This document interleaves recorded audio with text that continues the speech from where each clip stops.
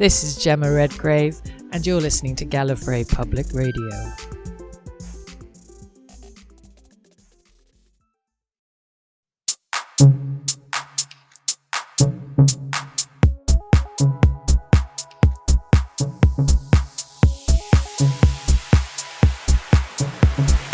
This is Gallifrey Public Radio, dedicated to positive enjoyment of Doctor Who. We travel through classic and new episodes, explore the extended universe, and play a few games from time to time. We do discuss news, content that has been officially released, and the occasional interesting rumor, but we'll warn you before anything considered spoilers comes up.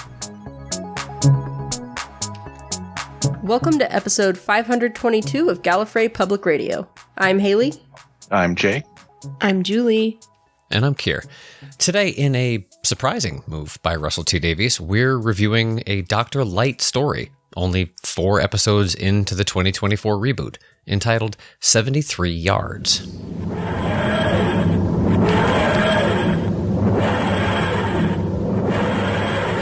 Well, we're the Unified Intelligence Task Force created to investigate the extraterrestrial and more the supernatural. Things seem to be turning that way these days. And you work with the Doctor? With him, despite him, against him sometimes. And I adore him. I can only say that now he's not here. Oh, no, I won't say a word. But I wish you'd got in touch with us sooner. We thought the Doctor was silent. Oh, I know. I keep wondering how the world survives without him. Well, that's classified. I think I can say skin of our teeth. Although, I think this timeline might be suspended along your event.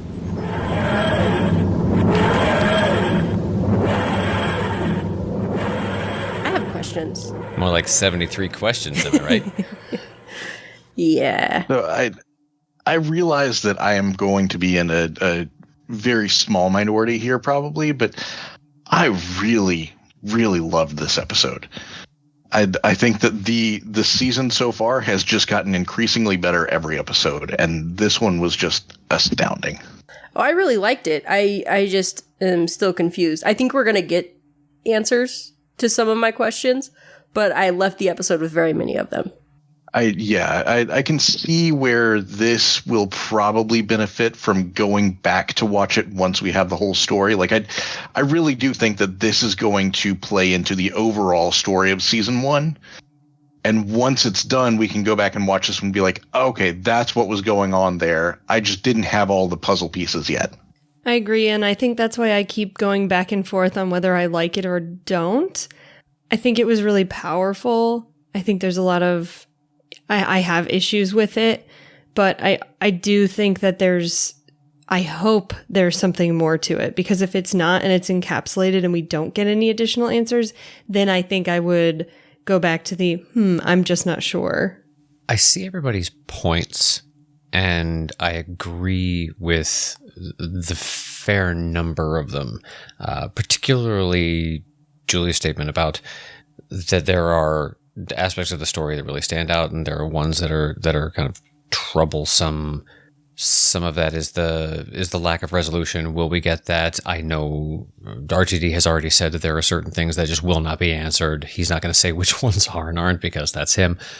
But there was an intent to put the unresolved aspect to it for the effect of allowing the viewer to try and suss it out on their own, or leave things in a very almost like a predecessor to what we're getting next week, which is supposed to be a very Black Mirror episode in Dot and Bubble. But this had some aspects of that as well, in terms of the, what do I trust? Why am I not getting any answers? Why are there things that are clearly in front of everyone but no one discusses, and that sort of thing? But I don't know if I'm going to be able to resolve enough of those little things or technical things to turn me around on the story overall. I don't know if it's going to end up in the win column for me, because there are a lot of things on the other side that would take a lot to offset the balance. And I think the thing that I keep going back to is, if this fits into a set of puzzle pieces for this season, I think that will resolve this specific episode among this season. But in terms of rewatchability or recommendations to someone, like, you can't put it in a box set outside of this season then, depending on how it goes. Because there's so much of the supernatural, which obviously that's new to Who, and that's been called out now very specifically.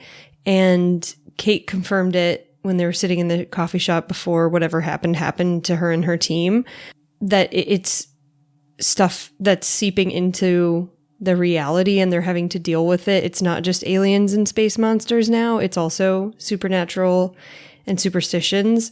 But I think a lot of people put Blink up on a pedestal, and it's a Dr. Light episode, and that it's one that you can introduce someone to Doctor Who with. I don't think you can do that with this episode because of so much of the other stuff. This one kind of didn't feel like a Doctor Who episode.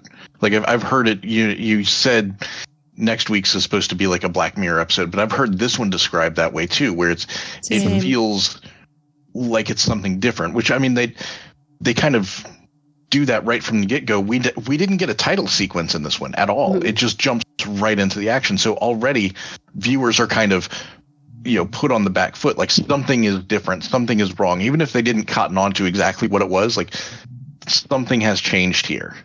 And so it was meant to keep you off kilter throughout, I guess, like, constantly guessing, where did the doctor go? And then you're in the pub and it's like, okay, is this really a thing? Or when they start winding Ruby up, it really kind of built that, like, what the heck is going on here? And then, okay, well, that's all a joke, but the old lady's still standing out there. And what the heck is, and so you never quite feel like you have a full grasp on what's going on. And I think that's one of the things that really worked for me in this episode, was that it kept that tension and that excitement high. It's also the second time this season that they've used changing the title sequence, or in this case, omitting it, to kind of set the tone for the episode. They did that before in the Maestro episode by changing the theme through the title sequence. So Russell T Davies is really using the entirety of the runtime of the show to tell the story that he wants to tell. True. And to that point, I love it, because I feel like it's using the medium for the best of its abilities and tying the beginning to the end. I love stories that do that. I love stories where there are things that you need to go back and watch in order to catch how it matched up or met up with how it ended. And so that kind of storytelling is very intriguing, and it pulls the viewer throughout. And to Jay's point, this one never stops. I had incorrectly remembered where I was like, oh, there's a bunch of moments where we're just seeing not unnecessary, but like there are delays in any dialogue and it's just visuals, but they are so important because it pulls you through how long this is happening to Ruby and how it continues to be something she's dealing with and how she reacts to it. So on rewatching, you go back to the beginning and you realize some of the messaging that came from those little scrolls is, I miss you, and something about Mad Jack. Like, may he rest in peace. And so if you take those as the setup, then I miss you, she's going to be alone. She misses everyone. It's the supernatural Fae being whatever happened. I don't think we'll ever get that answer. Literally having everyone run away from her, screaming and terrified. And then... Yeah, and this is the second time that we've had kind of a superstition thing that, originally you had the Devil's Cord, which has been fine throughout all of human history until now, when things are starting to get squidgy.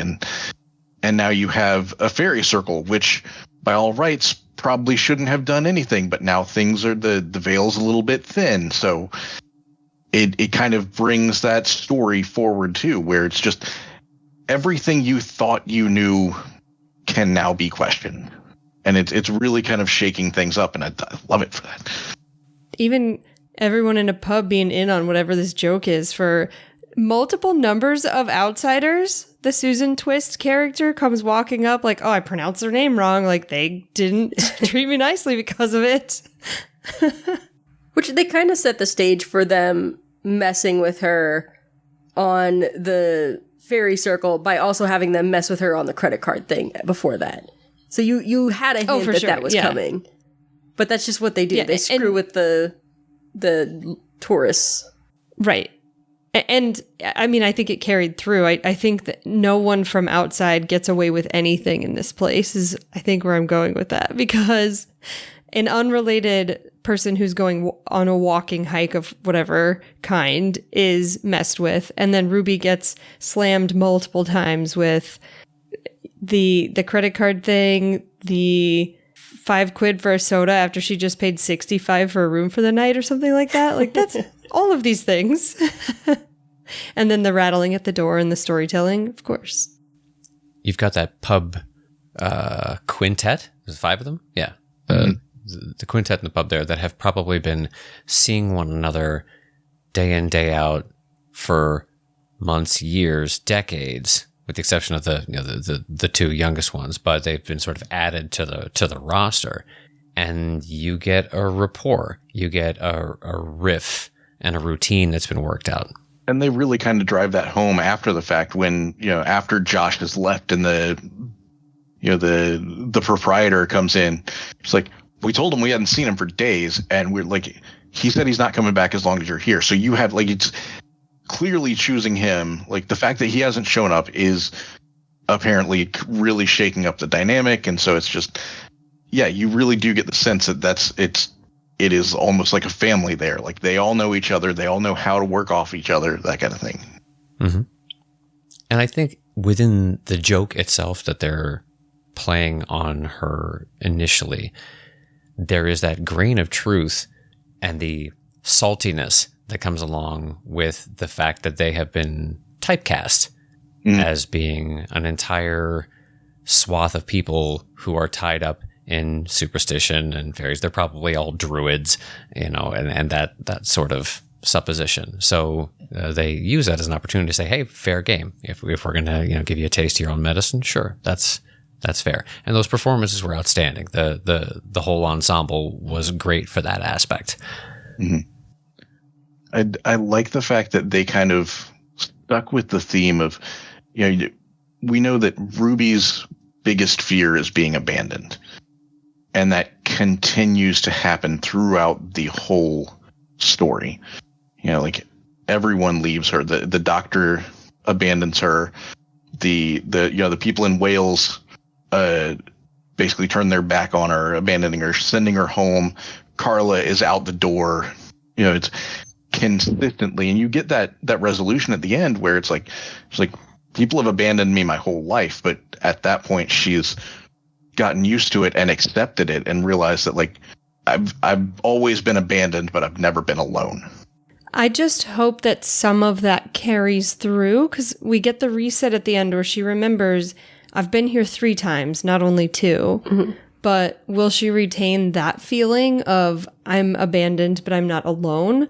Or do we completely wipe this from the record, other than the it must be this time that I was here sentiment?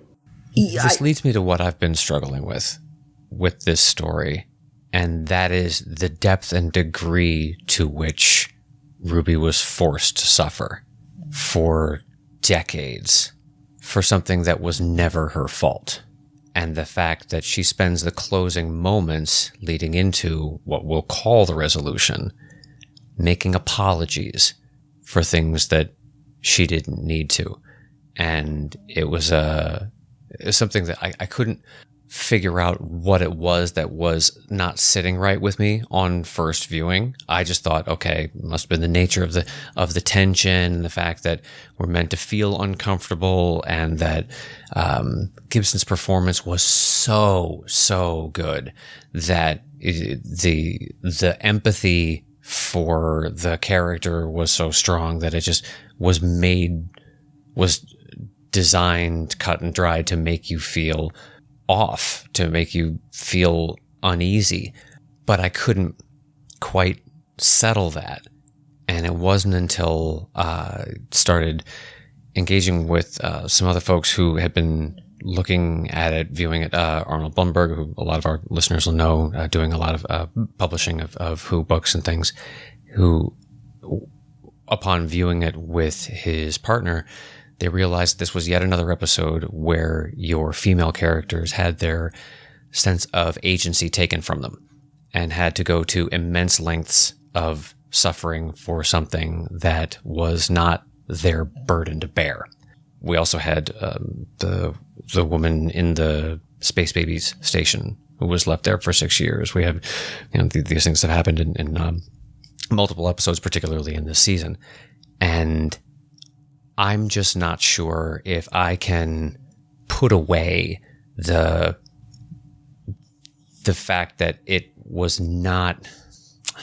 So I don't necessarily agree, because while Ruby didn't step on the circle, she did read the scrolls. Mm-hmm. And so on second watch, that is very poignant.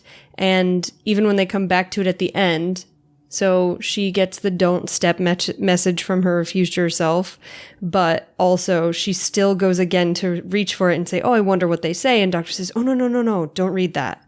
That's private. That's part of the circle. So I would not say that she necessarily wasn't the cause. I don't think 80 years worth of suffering is a justifiable response to that. However, that there is a certain aspect of that I would say, if she hadn't turned to read the scrolls, again, the first one said, I miss you. It pans away from the Doctor. By the time you get back with the Mad Jack sentiment, the Doctor is already gone. So I think it's some of that magic coming from that scroll of I miss you, meaning she will be alone. Yeah, and I mean, it was like the Doctor broke the circle and got wiped from existence for a bit or something. I don't know. But Ruby reading the messages, and was not as much of a violation, I guess. And so she had a chance to try and redeem herself. And that's basically what this is she was cursed and found a way to use that curse for a good purpose. Mm-hmm. It wasn't a sense of like, hey, you have to undo this thing that you've done. It was like, no, you broke the rules. You're cursed now. And because she managed to use that to do such a good thing, it gave her the chance to undo it. And so it was more about the redemption of, like atoning for that transgression. Why would it have taken another 40 or 45 years beyond that good deed then to allow her? I think Ruby has to live out her life. I think that's just Ruby's lifespan. Kate said that the timeline was paused on Ruby's event. So I think she had to live out her life in order to assume the, protector role of that woman and finish this, close the circle. No pun intended. Because she had to be that old in order to be that woman. I don't know. Yeah, I think it was just that realization on her deathbed of like, hey, I've always been alone, or I've always been abandoned, but never alone. And then it's the natural course of now she dies, she becomes part of the spirit. This is the thing that happens because supernatural stuff gets filtered back through it. That's my take. So my other question is, it feels like it's kind of heavily implied that breaking the circle kind of leads to Roger Appleyam, maybe. But the Doctor still starts the episode knowing about him and how he brings the world to the brink of destruction, even after they're creating a timeline where the circle is not broken. So is that not what breaking the circle did?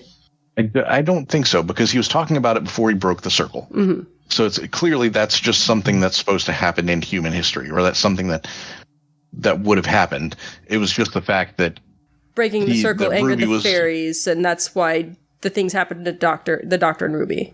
I would imagine in the new timeline where Ruby doesn't have a way to get him to run screaming from the stage, something else stops him from actually pushing the buttons and releasing the nuclear whatevers. Because the Doctor doesn't say that it was a nuclear war. The Doctor says the brink of a nuclear war, which is exactly what happened in this alternate timeline. So maybe we get another episode where they avert him some other way.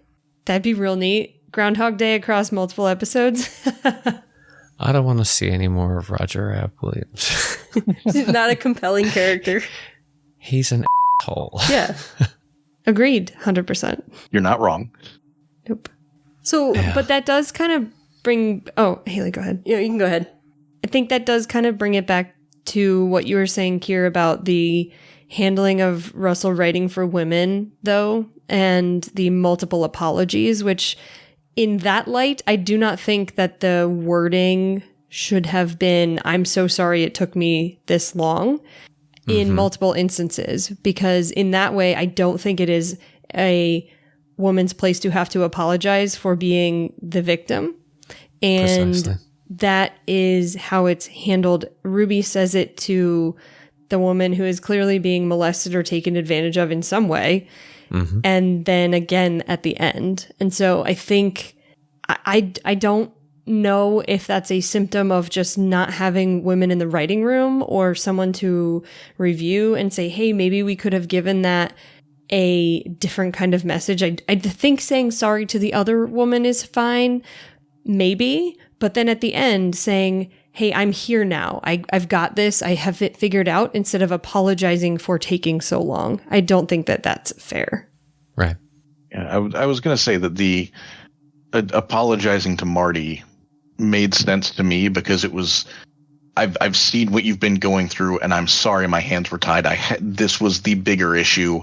I wish that I could have helped you, kind of thing. Like, that made sense to me for her to apologize there. But I agree. I think that at the end it could have been phrased differently. But Maybe use those- of the 73 yards and being able to know exactly how far away we've got to be. There's no other way that could happen. I kept waiting for her to get shot at 72. Same. Yeah. Speaking of tension. That's going to be the new thing, is that Ruby gets shot in every episode from here on out at some point. She's But taking an awful she lot of gets bullets, shot Russell. and falls backwards, so it's from her head, and so she still want that 1 extra meter away, and so it's fine. Back and to the left. Back. Center of and to the gravity. left. Yeah. So I think we are being given maybe like a nugget more of what's going on with Ruby, because up to this point we've seen the snow, and the snow is kind of brought through time and space from the day she was left at the church to now. And maybe it is just tied to the magic of the fairy circle, but also maybe it's the nature of Ruby that, near her death, she moves through time back to that moment. I'm not entirely convinced it's not the nature of Ruby instead of the circle that led her back to that moment at the end of the episode. If she is the pre-Doctor incarnate, as Kier hopes that she is, then this is her preempting herself, because she is a fixed point in time or a fixed piece of history, and so she must. Yeah, she has some connection with time and space not working correctly around her, as we've seen demonstrated by the snow. Yeah. She just closed a causal loop. Yeah. Yeah. And we did see some snow when Susan Twist was walking up the path, and that was really interesting. And I don't know if I caught it the first time around, but when I rewatched, I was like, oh, it's snowing. Like, there's little drifts. And that she recognized her this time. Like, I've seen you before. And she says, no, I don't think so. And then Ruby's response back is, but it was, that was a different. So she's starting to put that piece together, that it was a different timeline, and that she's seen her in all of these different locations. And I wonder if we are going to have to wait until episode 7 to get the final, hey, you were there for sure, stop following me, and then all hell breaks loose. Except that the Ruby now doesn't remember this moment from this episode. As far as we know. No. Right. But I would hope presumably Susan Twist should still be coming up the path.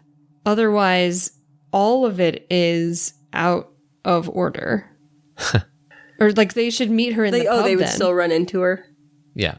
right? Unless she is not supposed to be there and she's inserting herself into places where Ruby is having struggles. Because she's Ruby's mother and she's keeping an eye on her. Well, But she showed up when they started to investigate the fact that music was missing in the Maestro episode.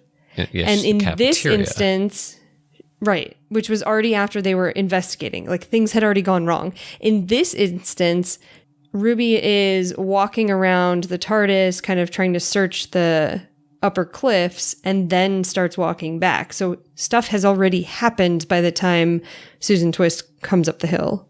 Right. So there's no consistency to what her character in any story actually contributes to the scene. It's very random. Sometimes it's just a line uttered that's just very unusual. Sometimes, like in this case, it's an exchange, and it's very natural. She's just a hiker. She's out there just walking the cliffs, which are freaking gorgeous, and why wouldn't you? But it isn't like she wasn't throwing any funny phrases in like she had in some of the other instances. You know, her presence in the previous episode as the face of the ambulance doesn't settle with any of those things. So it's like, it's inconsistent, other than the fact that, hey, there's a twist in this one. Oh, look, there's a twist in this one too. She's also not immune to whatever the effects of what the old woman was saying are. Correct. Yeah, she double timed it off there with her hiking poles. And screamed. Like, I think one of the first few that actually screamed. Mm-hmm. Well, she was the first one to encounter her, so yeah, she was the first one to scream. But that was... You know, that's helpful to... Yep, that. That was something that I kind of enjoyed watching through my multiple viewings, where everyone initially reacted with fear. Every last one of them screamed. Even Kate, who... It was a very quick turnaround for Kate, but you could see, like, there was a moment of fear, and then she turned around and it was replaced with anger or hatred or disgust or something along those lines. And the same thing with Carla, where Carla takes off running, but then when she goes past in the taxi, it's masterful side eye. Like, you feel that one in your soul. And when she's talking to Ruby on the phone later, it is, you can tell, like, there is some kind of contempt there. And that's anger. I've heard the phrase, and I love it, is that anger is fear turned outward. And I think that that's basically what happens, is these people got so scared that they have to do something with it to get it out. Like, they have to turn it around on her. Mm-hmm. And I don't know what it is that could happen that would give someone such a visceral response, especially Carla. I think that was the one that hits so hard. And I'm curious to see if that gets explained, or if it is just going to be one of those, this is a borderline horror story, stuff happens and not knowing is scarier. I don't think we're going to get answers on that one. Right. I think that was the core premise of the showrunner statement of what will not be resolved, because that mystery is leaving you as the audience saying, what could possibly be said or seen up close that could do that to such a range of people? The closest of relations, the most stoic of, stalwart guardians of everyone and everything. And not even one of them, literally all of them at the same moment. Yeah. I agree, I could get with that one.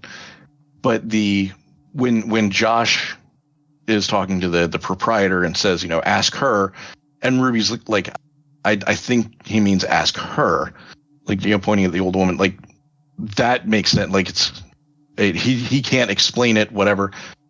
But then for it to be brought back up with Roger Ap Gwilliam at the end, saying multiple times, ask her, I don't think, when the story is already halfway completed, like, putting it in there at that point, like, why would you put that in there at that point if you're not going to take the time to, at some point, explain what she has to say? I think that is just what continues to hammer the supposition that Ruby is the one to bear it. She's the scapegoat, or at least the haunted one that is responsible for whatever. So whatever gets into that person's head, if it's fear, we'll go with your theory, Jay, that it's the fear turned outward into a form of anger, has to have a target. So if something gets into that individual's head that says to them anything and everything that you could possibly feel has been wronged to you, or an injustice, or anything that you want to place a blame on, place all blame on that individual. So it doesn't necessarily have to be articulated so much as impressed upon them, sort of that command into their head that says, distance yourself from that one. Because if the curse of the circle causes this vision of future self to be seen all the way back with the weird hand gestures, that it has to do with make sure that this is the person. This person has to be left alone. Yeah. They have to be. I don't even necessarily think that there is something that is physically voiced or being said. I think it's they get close enough, and then it's the feeling, the emotion, the whatever gets passed through a supernatural being, fae, whatever you want to have it be, that then just says, to your point of, this is the utmost evil or bad or will do the thing that should not be done. And that kind of plays into what I was talking about earlier with the fact that Ruby's greatest fear is abandonment. So if this is a curse for her, what better way to make that go through than anyone that she tries to seek help from instantly abandons her? Yeah. Right. For whatever rationale within their head is necessary to make that happen. Mm-hmm. It could have led to whatever got Carla to look at her with such disdain, or caused Kate to just shut down and say, "That's it, pack up, we're out, we're not helping this one." Yeah. Well, you mentioned the hand gestures, Kier. I've heard people explaining, and I was trying to watch as it was going on to see if I could map it, but apparently she is making gestures that line up with what Ruby is saying at the end. I'm sorry for taking so long kind of thing. Like I haven't been able to match them up myself, but there have been a number of people being like, that's what she's motioning, is that speech. But I also read that, and this was just a random search across to see if it was British Sign Language, that it is not actually literal British Sign Language. It's just the motions that the actor thought were fitting for that kind of like, hey, I'm here now. I'm here to help you. Sorry it took so long. This kind of thing. But that, it's not, it is no actual meaning. Correct. Yeah. Mm-hmm. I wish the whole time I was wishing that it was somehow inclusive and that it was part of the message and the memo that was being sent back across whatever time. But that would, I don't know. I feel like that there was a missed opportunity there of either not realizing it or choosing to just say, you know what, let's just let it be what it is instead of taking control of it and making it be something more. But that's also one of those things where if some small subset of the audience gets that message before the end of the episode, then it gives away the end of the episode. You don't want to give that information too early. It's like there's that scene at the beginning of the first Iron Man movie that if you speak, I think it's Farsi, like, you know the end of the movie because they're telling you, hey, we kidnapped Tony Stark for you, and, you know, all those types of things. Like, if they're getting the sign language as the old woman is moving through in the beginning of the episode, then they're getting stuff before they should. But how much more creepy would that be if the sign language is messages of hope and I'm here for you, and it freaks everybody out? So I don't feel like in this moment you get the rest of it. Could be effective for a different reason. Correct. Like, I feel like you get more of that because it's just that much more creepy and horror related. Because now you've got this, I'm here for you kind message. You still can't see her face. You can't really tell what's happening. Was the timing right to have a Dr. Light episode already? Knowing that this is a reboot, effectively, of the series that's trying to bring a new audience in? I think it's a weird choice. I think because Ruby is the focus of this series, I don't mind it. I think it depends on what comes next. There may be a spot that it would have slotted into better, or it might be that because of the way things play out over the next few episodes, that this was the only real choice. I feel like I'm going to say this a lot for the rest of the season, but just like, let's see where it goes and then make calls on stuff. This episode is just such a weird episode because we can tell just watching it now that it's going to be very much affected by what we see later, or we suspect that it will be. So it's really hard to talk about it in a vacuum, which makes me nervous because we said that about Flux. And it was like, oh, we know this is all part of a bigger story, so maybe we're going to go back and watch this and it's going to be brilliant. Yep. But this one, we actually have hope that we're going to get the rest of the story. Yeah, that's actually going to resolve in a satisfying way. Maybe that's why Kira's so skeptical. Perhaps. I do appreciate the theory, Jay, that you have that because of the fact that things may be handed to us in the handful of episodes that remain that can't afford to be doled out in any different sequence because they're very dependent on one another as far as key elements that are going to be unfolding. That would track because I don't feel like we've moved the needle forward at all in this story. Not just because of the fact that it doubles back on itself, and we don't know whether or not Ruby is going to retain anything of this experience, but the fact that we've been given so many unresolved questions, I'm still wondering whether we have crossed over the line into too many within a single story. And Jay, I don't know how many times you've gone back to rewatch it. At least 4. But I don't know if you've felt like you've picked back up on some things, like you've gotten some answers just from, okay, now, well, if I knew now what I know then, and that, or whether it just said, you know what? No, that's still a little flag sticking up out of the sand there. And I'm going to hope that little field of flags that I've now got going on, at least some of these things are going to get hit by the mower the next time I come to pass around in the next couple of episodes. But if you don't, what does that say for the story if you don't? And it was just a matter of let's throw you way off balance and see if you stick around. I think this is one of those stories that is going to be incredibly subjective because part of the reason I had to watch it at least 4 times was because the first 3, like obviously the first time I didn't know what was going on. I immediately sat down and went to watch it a second time and I was like, I want to pick up on all the things I missed. And I got to the end of it and, my wife was like, what did you pick up new? I was like, I forgot I was supposed to be watching for new things. Like I just got lost in the story. And the same thing happened on the third viewing. I just got sucked into the story and I was enjoying myself. So it wasn't until the 4th time that I was really starting to watch for things. But at that point, I don't think that there was anything left for me to really try and pick apart as far as plot threads go.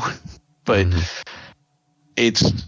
some people are not going to like this because there are a bunch of questions. And some people are going to enjoy it because there are a lot of questions, because it doesn't get laid out for you. And that's the risk that you run with stories like this. I think it's nice to have some talking points and things to have casual, friendly discussions about what you think happened. Like, what would be the thing that makes anyone who hears it or feel it run away from another individual who is suffering or in some kind of dire straits and you're trying to help. So I don't mind so many questions, but I think we kind of started with this is like, if they get answered in the next few, or we find out a little bit more about it, which I think is probably like less than 0.5% or half chance. But I think that's part of what makes this a mini horror kind of story, because you don't always know where do those creatures come from. And this is that supernatural feeling of things, so you can't throw some pseudoscience at it. And if you start getting a little bit too explanatory with this kind of stuff, then you're going to turn the show into mumbo jumbo, and you lose way more people with fake Fae stories than you do with Imagine If. Just leave it out there. Leave it unanswered. Mm-hmm. I do hope that we will take a bit of a break from lifetime in an episode stories, though. Mm-hmm.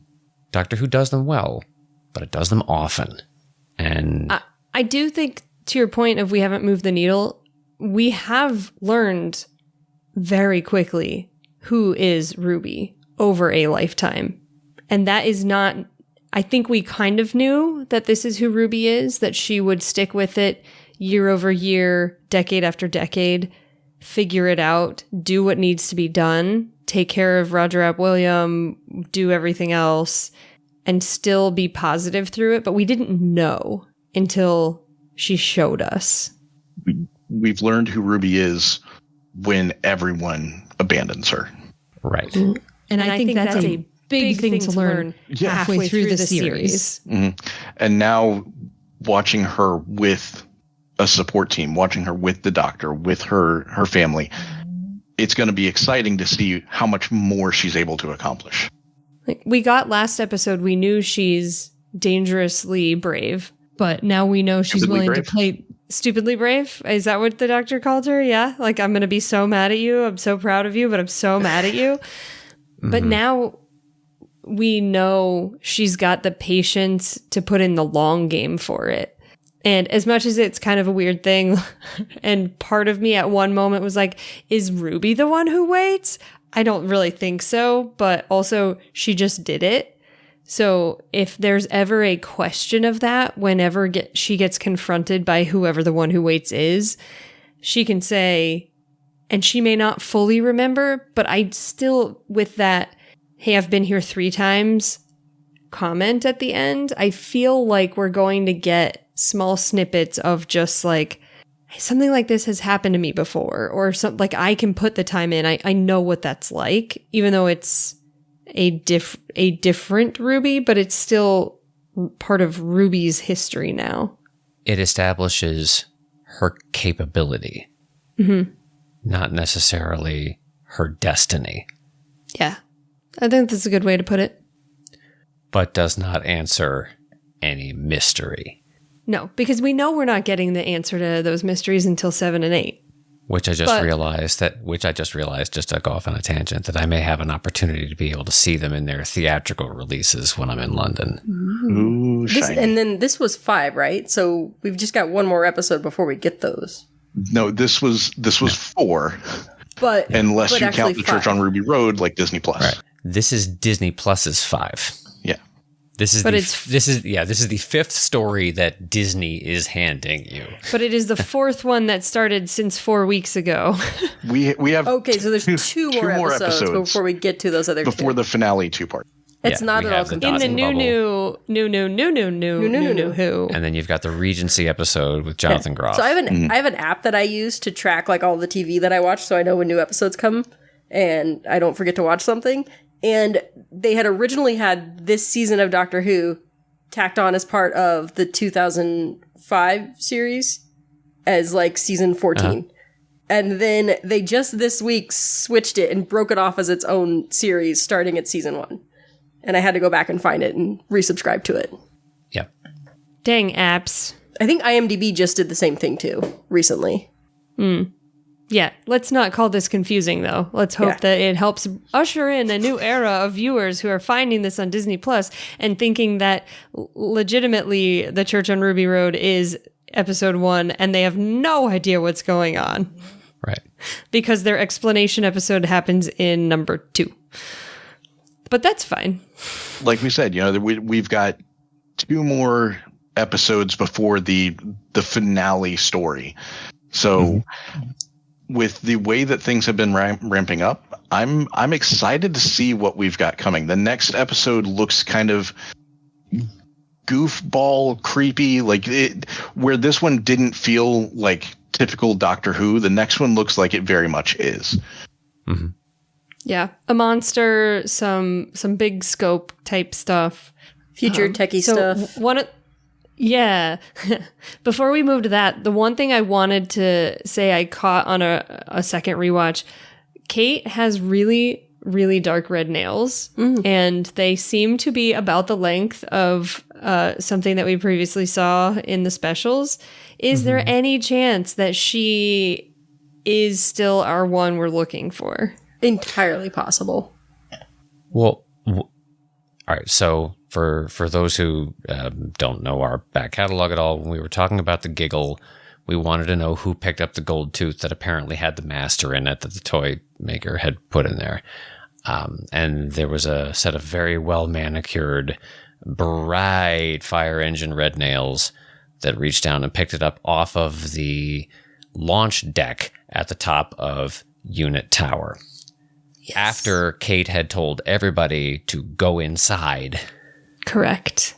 And Kate has now admitted, I work with, against, for, in whatever way needs to happen, the Doctor. I appreciate him, but also sometimes we disagree. Yeah, Unit has and I would its not own, put it past her. Yeah. Its own goals would not and put it objectives. past her to have done that with different set of initiatives. Yeah, well, and I mean, the Doctor has proven historically that they can't necessarily be trusted where the Master is concerned. So Right. I don't think it's a surprise that Kate would be like, I'm going to handle this my own way as I see fit. Yeah. Mm-hmm. Yeah, trust no one. Do what needs to be done. Figure it out. Mm-hmm. Yeah. Pack it in salt. Pack both of them in salt. So, do we think so? Yes, no, maybe? She had motive and I think it's opportunity. viable. Okay. At this point, I would put a quarter down for that. It's an iffy quarter, but I feel like hints are a thing that Russell does, and that is a pretty solid one. This season is nothing if not unexplained mystery woman. So many. I'm looking forward to see where this goes from here, because it keeps getting better for me. Well, gosh, I hope so, Jay. Or else why else are you casting with us? You know what, everybody? I'm not really invested in this season. I'm gonna check out. Doctor Who, am I right? All I'm doing is just losing quarters right and left. It's costing me so much in laundry money.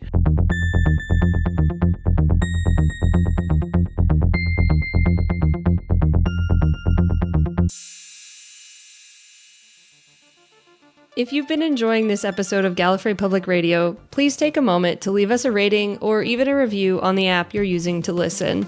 Strong ratings create wider audiences to participate in our discussions, and feedback from your reviews helps us grow and improve the show. If you've been listening to GPR for a while, you probably know someone who'd enjoy it too, and never underestimate the power of a good recommendation. Thanks!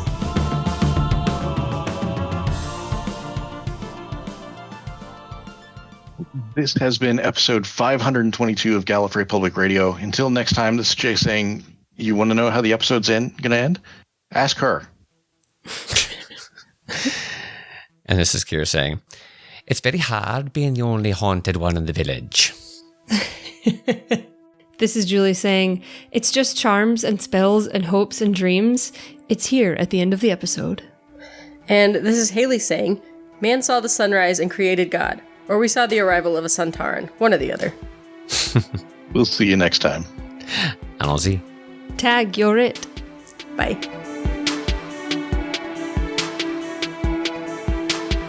Thanks for listening to Gallifrey Public Radio. As a fan-run podcast, your thoughts and opinions are part of the conversation. Leave us a comment or review on your preferred podcast app, find us on social media to message us, or visit GallifreyPublicRadio.com for email and voicemail contacts. We'll see you out there in time and space.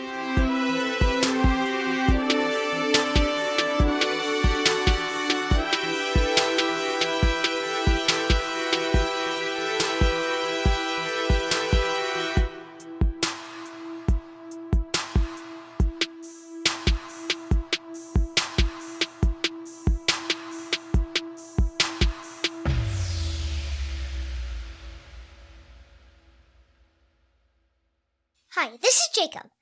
This recording of Gallifrey Public Radio is copyrighted in 2024. GPR is a fan-owned, fan-produced podcast. We'll see you next time!